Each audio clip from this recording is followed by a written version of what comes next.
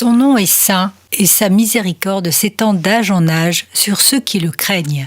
Luc chapitre 1, versets 49 et 50.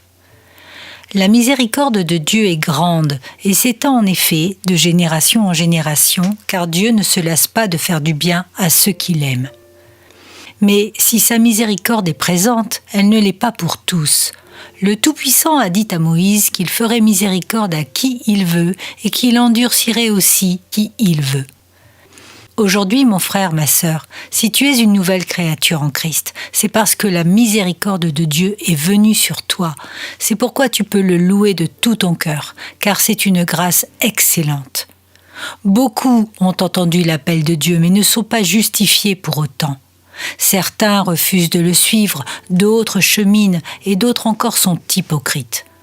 Seul celui qui a répondu pleinement à l'appel est justifié. Et cela se vérifie par la crainte de Dieu qu'il a dans son cœur. La crainte est mal comprise de nos jours, et c'est pour cela qu'elle est si peu prêchée. Les gens sont rebelles et refusent l'autorité suprême d'un être supérieur.